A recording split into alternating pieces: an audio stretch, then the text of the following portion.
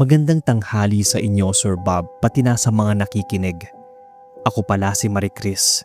Nasa 30s na at dalaga pa rin. Isa akong call center agent, kaya madalas ay gabi ang uwi ko. Bali kaya pala ako nag-send ng kwento sa inyo ay gusto ko rin ibahagi yung naging karanasan ko a few months ago lang. Doon yun sa nilipatan naming bahay. Malaki siya at may kagandahan din. Pero ang naatawag pansin sa akin ay yung malaking puno sa likod ng bahay. Parang akasya yata yon dahil malalaki ang mga dahon niya. Sa Pampanga pala to. Unang tingin pa lang dun sa puno ay parang may iba na. Pero dahil mas maraming dapat pagkaabalahan, inuna ko muna ang pagliligpit ng mga gamit sa kwarto ko. Kaso yung puno ng akasya ay malapit pala doon sa kinaroroonan ng kwarto ko. Kaya naisip ko na malamig doon sa hapon dahil makukublihan siya ng sikat ng araw. Nang hapon na, nagsasalansan ako ng mga libro sa aparador na naroon. Rinig ko na may sumitsit sa akin, kaya tinigil ko yung ginagawa ko. Saka ako lumingon sa lahat ng sulok ng kwarto kung may tao ba. Kaso ay wala naman. Sumilip ako sa bintana kasi baka kako may tao sa labas. Wala rin, kaya naglakad na ako pabalik para ituloy yung naudlot kong ginagawa kanina. Ilang minuto pa ang lumipas, nakaamoy ako ng labak, yung parabang bulok na putik. Basta medyo mabaho yun. Patapos na ako doon sa ginagawa, kaya hindi ko na pinansin at lumabas ako ng kwarto. Wala naman sa kusina at sala. Doon ko lang talaga naamoy yung amoy putik na labak kung nasaan ako kanina. Kumain na lang muna ako ng merienda dahil may duty pa ako pagkatapos. Hinatid ako ng pinsan ko sa sakayan kaya mabilis lang din ako nakarating sa work ko. Pagdating ko sa cubicle ay andoon na yung palagi kong kasabay sa duty, si Annabel. Magkwento siya at masayahin din. Sa tagal na namin na magkatrabaho ay magaan yung pakikitungo ko sa kanya at ganoon din siya sa akin. Kaya nung last time na nagsabi siyang makikitulog siya sa bahay ay pumayag naman ako kasi mabait at close kami. Kaso biglang nagbago yung isip niya. Natapos yung duty ko ng mga 2:00. Pagpasok ko sa bahay ay sobrang dilim. Dumiretso ako sa paglalakad. May nahagip ako sa kusina na parang may naatayo doong figura. Sa sobrang antok ko, hindi ko na binati si tita. Alam ko kasi na siya yon kaya hindi ko na pinansin. Sina tita at yung pinsan ko kasi yung kasama ko doon sa nilipatan naming apartment. Medyo malapit din kasi sa mga trabaho namin yon, kaya nagsama-sama na kami. Lumipas yung gabi na naginip ako ng isang nilalang sa loob daw ng bahay na yon. Nakakatakot yung itsura niya, Sir Bob, sa totoo lang. Sobrang itim, may kahabaan ng tenga, tapos namumula yung mga mata. Pati yung mga kuko ay mahaba rin. Nang magising ako ay pawis na pawis ako. Pero hindi ko na sinabi sa pinsan ko pati kay tita. Kinaumagahan, nag-almusal ako. Sakto pumasok si Tita Eden sa kusina. Kaya pala sila rin yung kasama ko sa bahay dahil si Mama ay nasa abroad at next year pa ang uwi niya. Kaya sumama na rin ako sa pagtira sa kanila pansamantala. Mabait naman yung tita ko na kapatid ni Mama. Balik po tayo sa kwento. Sabi ko sa kanya na hindi ko na siya binati kaninang 2:00 ng madaling araw kasi antok na ako. Ang sagot niya ay hindi naman daw siya bumangon dahil masakit yung ulo niya. Tumigil ako sa pagsubo ng pagkain at sa atiningnan si Tita Eden. Hindi naman siya mukhang nagbibiro. Hindi daw siya lumabas o kahit man lang tumayo mula sa higaan niya. Inulit pa niyang sabi. Nawalan na ako ng kibo at basta na lang uminom ng tubig sa tumayo at hinugasan ang pinagkainan. Iniisip ko pa rin kung sino yung nahagip ng mga mata ko. Ngumiti na lang ako kay tita at saka lumabas na muna. Total, mga hapon pa naman yung pasok ko. Naglakad ako sa likod. Parang may humihila sa mga paa ko. Nasa malaking puno ako tumuloy. Tumingala ako sa taas nito at naapagtataka na kahit isang dahon ay walang nakalaglag o nakakalaglag sa lupa. Samantalang sa mga kalapit na bahay namin ay ang dami na nga at yung iba ay sinusunog na. Inisip ko na baka nagwalis lang si tita o kaya yung pinsan ko. Nagtagal pa ako doon nang biglang humangin ng malamig. Parang may bumulong pa sa tenga ko kaya napaatras ako agad. Pagtalikod ko ay para bang may presensya sa likod ko at nagsitaasan ang mga balahibo ko sa batok at braso. Kaya dali-dali akong pumasok sa loob ng bahay. Nakasalubong ko si tita na bakit daw ako tumakbo. Ang sagot ko na lang ay minakalimutan ako sa kwarto. Pagbukas ko ng room ko, bukas yung bintana kaya sinara ko muna yon at niladlad yung kurtina. Lumapit ako ng lamesa at binuksan ko yung laptop ko. Habang abala sa pag-i-scroll, napatingin ako sa screen kasi bigla siyang namatay. Nag-reflect sa patay na screen yung bintana na parang may naatayo mula doon at nakukublihan ng kurtina. Humarap ako doon at oo nga, naamoy ko na naman yung amoy labak kaya tumayo ako at nilapitan yung bintana. Sabi ko, kung sino yon? Nang hawiin ko ay wala naman. Pero ang ikinagulat ko ay yung putik sa flooring. Nagtaka ako kung saan galing yon. Tinali ko na lang yung kurtina pero sarado yung bintana para maliwanag pa rin. Mga bandang hapon ay gumayak na ako papasok. Nagbaon na lang ako ng sandwich ko nun. Habang nasa tricycle, tinanong ko si Eman, yung pinsan ko. Sabi ko kung may naamoy ba siyang mabaho o amoy bulok na putik sa kwarto niya o dun sa bahay. Ang sagot niya ay minsan lang daw sa may kusina. Tumahimik ako nun. Pagdating ko sa office ay magkalapit ng upuan yung dalawa. Inayos ko muna yung gamit ko pero naririnig ko yung topic nila. Ang kwento daw ng nanay ng katrabaho ko na nakwento daw ng lola nila kapag daw gabi at may naamoy na bulok o parang putik. Ibig sabihin nun, nang tumigil sa pagkukwento si Cecil dahil nakatingin ako sa kanila. Lumapit ako kasi katulad yon ng naamoy ko sa kwarto ko. Tanong ko dito kung anong meron kung may ganoong umaalingasaw. Para akong nawala ng boses at kinilabutan dahil sa sagot niya. Ang sabi kasi ni Cecil, kapag may ganun daw ay may maligno sa loob ng bahay o kaya malapit sa inyo. Ang tanong ko pa sa kanya ay kung labak ba yung amoy nun na parang putik na nabubulok. Tumayo siya kaya mas lalong nagsitaasan ang mga balahibo ko sa batok. Naalala ko tuloy yung panaginip ko nung nakaraang gabi. Pati yung nakita ko sa kusina at sa loob mismo ng kwarto ko sa bintana. Hindi kaya maligno na yon? Pero saan naman nakatira yon? Dagdag ko pang tanong dito. Ang sagot naman ni Cecil, pwede raw sa puno o kaya sa bahay mismo. Yung puno ng akasya na malapit sa bahay, sigurado tuloy akong doon mismo yon.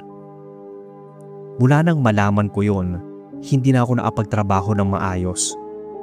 Paano kung totoo nga? Kung ganun ay may maligno sa likod ng bahay. Buong magdamag na hindi mawala yon sa isip ko. Kaya nang pauwi na ako ng madaling araw ulit, sumagi na naman siya sa isip ko. Mabuti at si Tita Eden na talaga yung nakita ko sa sala naman. Tinawag ko na siya para sure na hindi yun maligno. Lumingon naman siya sa akin. Tanong ko kung bakit ba siya gising. Ang sagot niya ay para daw siyang may naamoy na mabaho na parang putik kaya lumabas siya. Doon ko na na-confirm talaga na may kababalaghan sa bahay. Sunod naman ay si Eman, nakakalabas lang ng kwarto niya. Naamoy daw ba namin yon? At unti-unti nga, mas lumala yung amoy labak. Parang amoy na siya sa buong kabahayan. Natakot na ako dahil biglang bumukas yung pinto at may nagsipasukang mga dahon sa lakas ng hangin. Naapagtataka lang dahil yun yung first time na nakita kong may mga nanaglag na tuyong dahon mula sa akasya. Kinilabutan ako noon, pati rin daw si tita. Inikot ko ang paningin ko sa paligid. Doon ko napansin yung itim at nakakatakot na nilalang na nakita ko sa panaginip ko. Nasa isang sulok siya ng kusina. Napasigaw na lang kami sa nakita dahil sa takot at gulat. Ang lalaki din kasi ng mga ngipin niya. Yung mga mata niya nga namumula at talagang nakakatakot yung itsura. Hinila kami ni Eman palabas ng bahay. Sa kagustuhan ko ang makalabas ay naalis pa yung sapatos ko at lumayo kami sa bahay na yon. Hindi ko alam ang gagawin ng mga oras na yon, Sir Bob. Para bang ayaw ng bantay sa puno sa likod ng bahay na andun kami at baka siya yung nakatira sa buong lupain. Sabi ni tita ay bumalik daw kami sa loob, pero nagmatigas ako.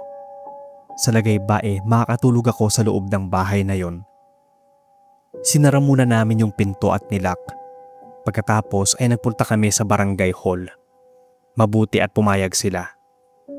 Sakto rin nun, tumawag si mama at naikwento namin sa kanya yung nangyari. Ayaw pa nga niyang maniwala, pero si tita na ang kumausap.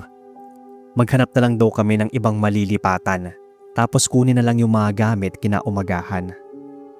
At yun nga, todo hanap kami ng malilipatan para malapit sa trabaho namin. Nakakuha naman kami agad ng malilipatan sa isang subdivision at magkakasama pa rin kami ni tita at Eman. Si mama ay malapit nang umuwi. Halos gabi-gabi noon ay hindi ako makatulog kakaisip doon. Kaya nagpapasalamat ako dahil nahanap ko yung channel nyo recently lang at maikukwento ko yung experience ko. Pampadubag loob na rin. Mahilig naman talaga ako sa mga kwentong kababalaghan. Hindi ko lang in-expect na may mangyayari palang ganito sa akin. Habang tinatype ko nga tong creepy story ko ay kinikilabutan ako. Hanggang dito na lang, Sir Bob. God bless and more stories to come.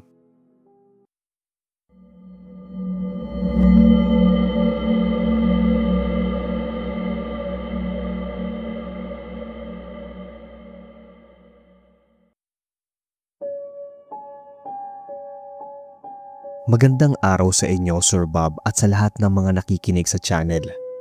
Ako pala si Betty, hindi ko tunay na pangalan. 35 years old.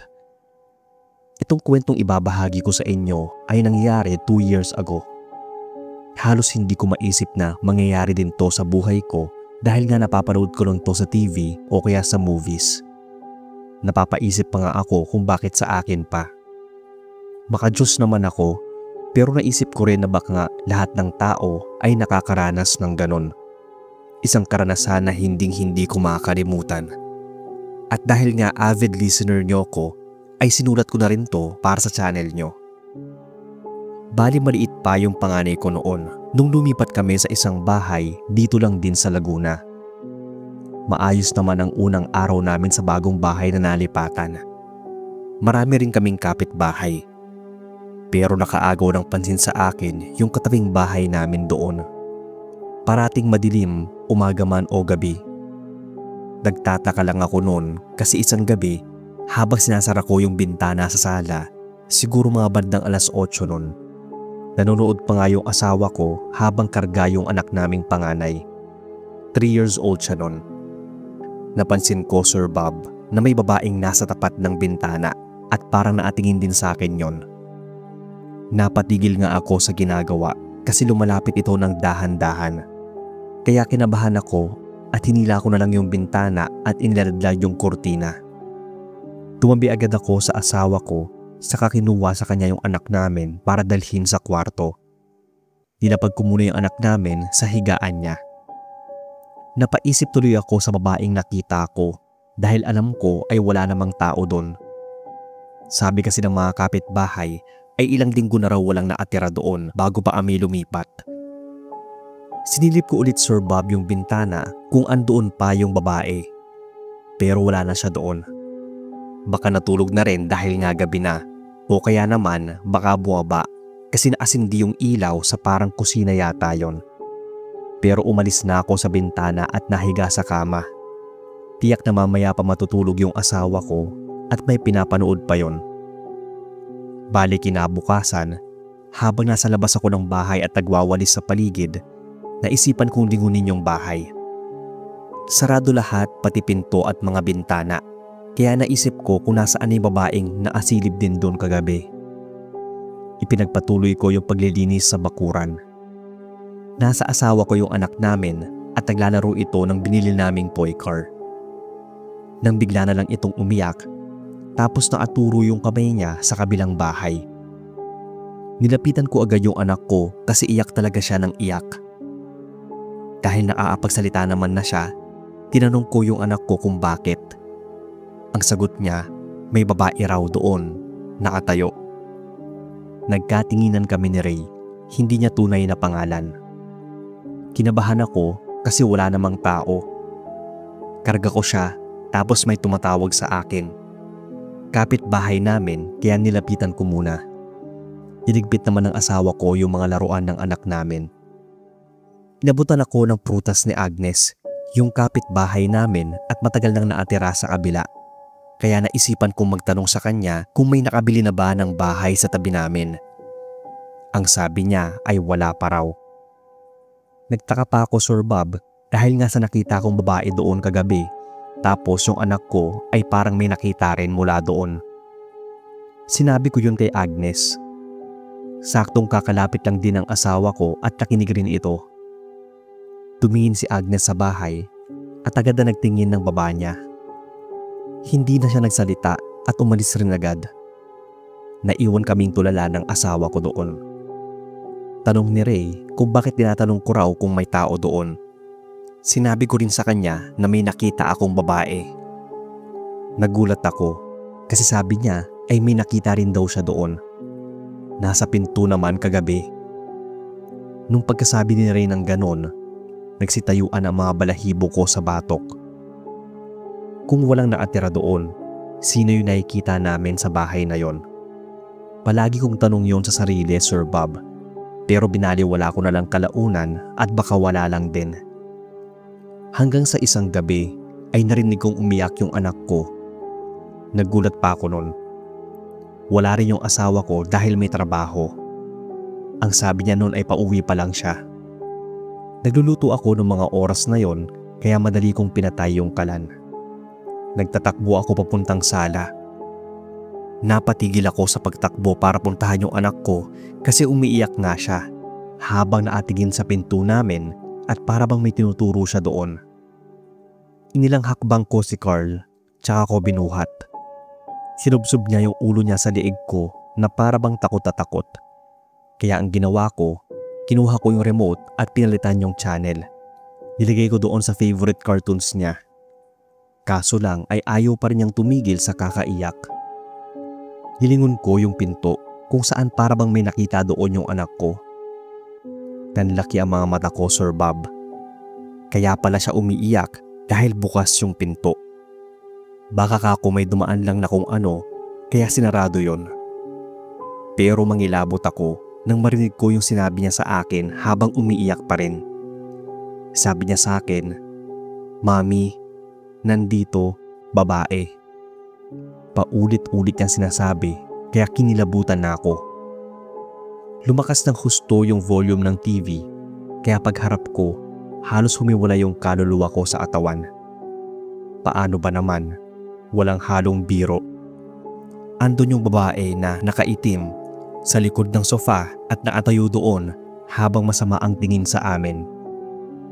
Niyakap ko na mabuti yung anak ko saka pinihit yung seradura. Nagsisigaw ako sa takot. Pagkabukas ko ng pinto ay tumakbo agad ako sa gate. Kahit na mabigat yung anak ko ay hindi ko hinayaan na mahulog ito sa braso. Nang nasa gate na kami ay humarap ulit ako sa bahay namin. Nandoon na sa pinto yung babaeng nakaitim at doon ko lang naalala na yun yung babaeng nakita ko sa kabilang bahay. Siya siguro yung palaging sinasabi ng anak ko na babae daw.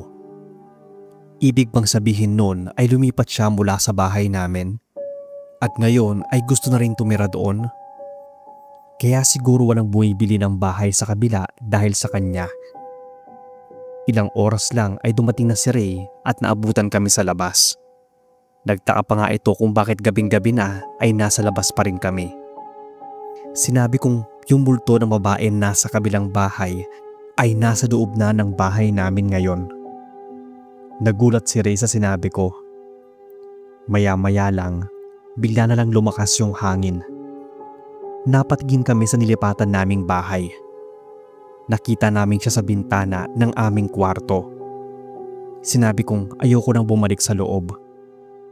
Dahil gabi na rin noon at wala kaming ibang mapupuntahan, ay pumunta muna kami kay Agnes at doon nagpalipas ng gabi. Sa takot ng anak ko ay nakatulog na ito habang karga ko. Kinuwento ko sa kanya yung sinapit namin doon at hindi ako nagulat sa reaksyon niya. Matagal na niyang alam na may nananahan sa katabi naming bahay. Kaya pala ganun na lang ang pag-iwas nito nang sabihin ko ang tungkol sa nakikita kong babae. Kinabukasan, kinausap namin yung binilhan namin ng bahay at tinanong kung alam ba niya yung history nun at kung pwede bang bawiin namin yung binayad namin. Nagsabi ito na may nalalaman siya at may nagpaparamdam nga sa kabilang bahay at minsan pa nga ay nagpapakita ito sa bahay namin, kaya daw niya binenta yon. Hindi na niya naibalik ng buo yung bayad dahil may pinagkagastusan na raw siya nito. Pumayag na lang din kami ng asawa ko para lang makaalis sa bahay na yon. Ngayon, dito na kami nakatira sa probinsya ng asawa ko sa Tanay Rizal. Awa naman ng Diyos at walang babaeng nakaitim, multo o kung ano pa mang nagpaparamdam sa nilipatan naming bahay. Hanggang dito na lang Sir Bob ang nakakatakot naming karanasan. Sana ay mas dumami pa ang listeners nyo.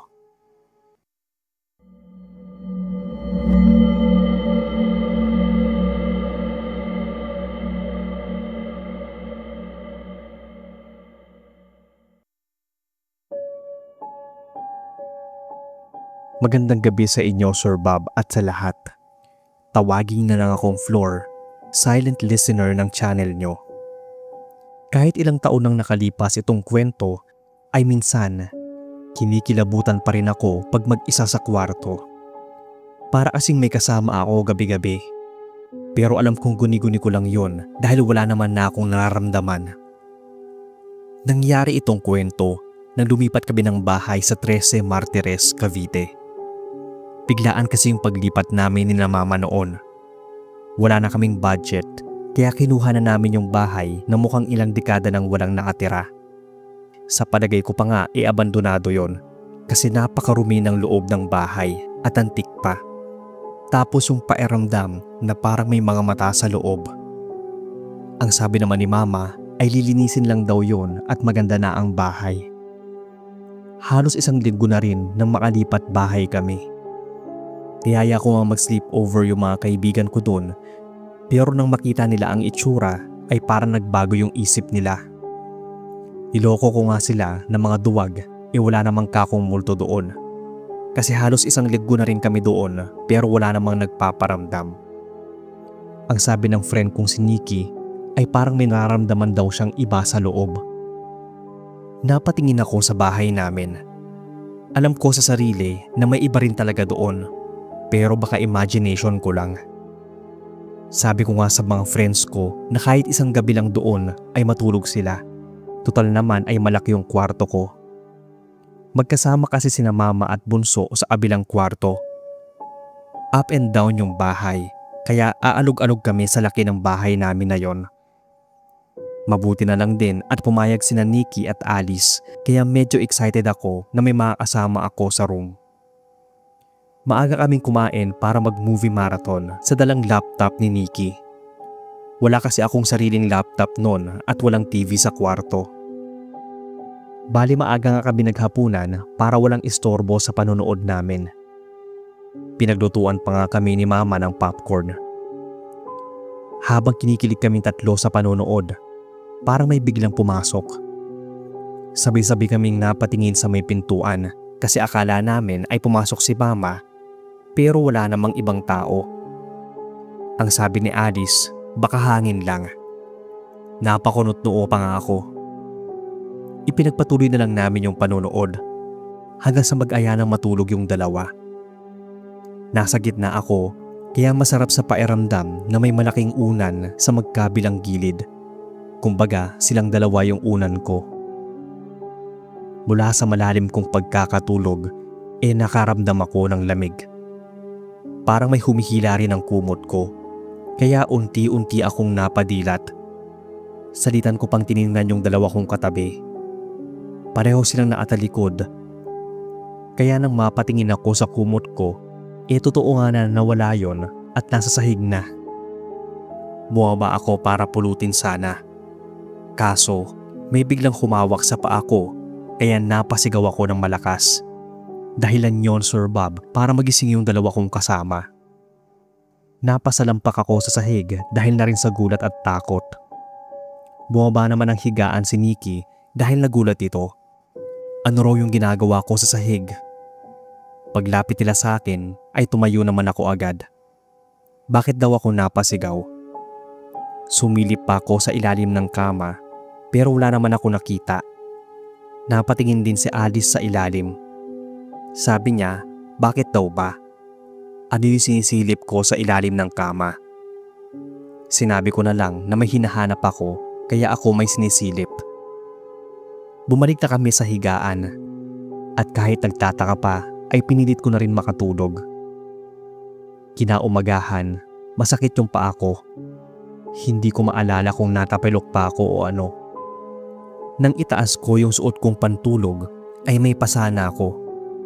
Nagulat pa ako. Naalala ko bigla yung humawak sa paa ko kaya napatingin ako sa salamin habang nasa loob ng banyo. Ibig sabihin nun, baka totoo at may humawak nga sa paa ko. Kung ganon, ano yon? Dali-dali akong lumabas para ipakita kay mama. Sinalubong niya ako sa hagdan pero parang hindi niya ako nakita kasi nilampasan lang ako ni mama kahit na tinawag ko yung pangalan niya. Basta, pumasok siya sa kwarto niya kaya sumunod ako. Naisarado na niya yung pinto kaya binuksan ko na lang ulit. Pero pagsilip ko at pagpasok, wala namang tao. Tinawag ko pa si mama kasi pumasok nga siya ng kwarto niya. Pero halos 1 minuto na akong nakatungangan doon at nakatayo ay wala talaga. Nagpasya na lang akong lumabas. Napakamot ulo pa nga ako habang pababa ng hagdan. Nasa dulo na ako ng hagdan nang pumasok sina mama at bunso kaya napatigil ako sa paghakbang. Ang sabi niya ay umuwi na raw yung dalawa. Ang tagal ko raw kasi sa banyo. Nang tanungin ko kung umakyat ba siya sa taas, ang sagot niya sa akin ay hindi raw. Ang sabi pa ni mama, kanina pa siya sa labas dahil hinatid nga niya yung dalawa. Nagsitaasan ang mga balahibo ko sa batok. Imposible ka ako yun dahil dumaan at tilambasan lang ako ni mama. Sinabi ko pa sa kanya na sinundan ko siya sa kwarto dahil naasalubong ko nga siya. Pero pinilit niya na ngayon lang daw siya pumasok buhat kanina. Hindi ko alam kung ano ang mararamdaman ko dahil doon. Kung ganon, ay sino yung nakasalubong ko at bakit kamukha niya si mama? Kinagabihan noon, nung naghahapunan, sinabi ko yung nangyari sa akin nung gabi nung nag-overnight yung mga kaibigan ko at ipinakita ko rin yung pasa ko sa paa. Sabi ni mama, baka daw sa kalikutan ko yon sa pagtulog. Hindi na ako sumagot pa dahil hindi rin naman siya maniniwala sa akin. Natapos na kaming kumain noon. Andun lang kaming tatlo sa kusina. Naguhugas ako ng mga pinagkainan namin habang may ginagawa si mama sa ref.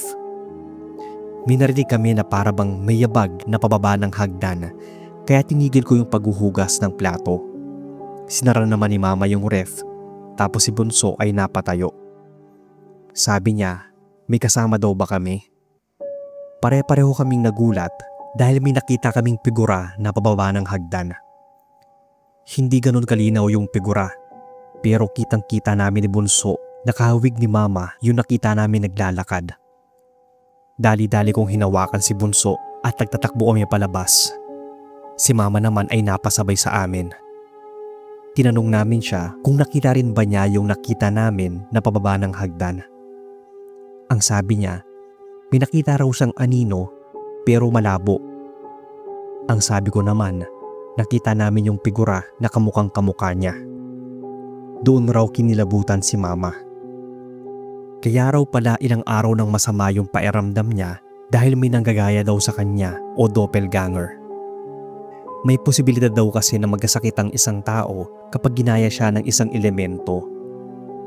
Pinilit pinuksan ni Mama yung pinto pero ayaw nitong mapihit. Kita namin mula sa bintana yung hagdan sa loob ng bahay kung nasaan yung gumagaya kay Mama. Kahit malabo yung figura niya ay kita kong nakatingin siya sa amin. Parang nanlilisik ang mga mata. Sa isang kisap mata ay bigla itong naglaho. Nabuksan na rin namin yung pinto.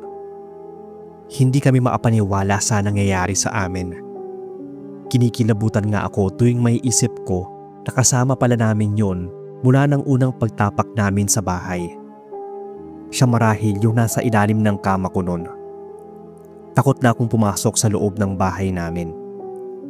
May isa pa nga kaming kapitbahay na biglang dumalo sa amin dahil nagsisigawan daw kami.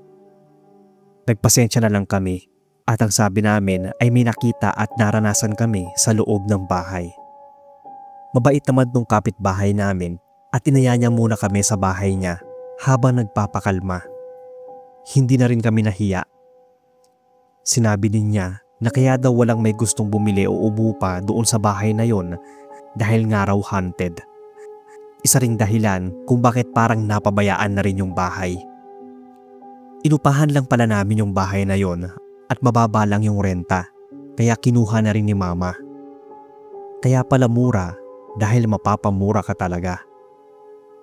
Simula nun ay hindi na kami basta-basta kumukuha ng bahay. Inaalam muna namin yung kwento bago kami lumipat at tirahan. Nangupahan din kami ng ilang taon at nakapag-ipon-ipon. Kaya naman ngayon ay nakabili kami ng sarili naming bahay na. Maganda at maayos naman yon. Maaliwalas din. Maraming kapitbahay. At kahit gabi, hindi nakakatakot dahil medyo maliwanag din sa labas.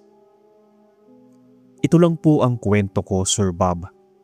Thank you sa inyong oras at sana ay maibahagi ninyo itong kwento sa inyong channel.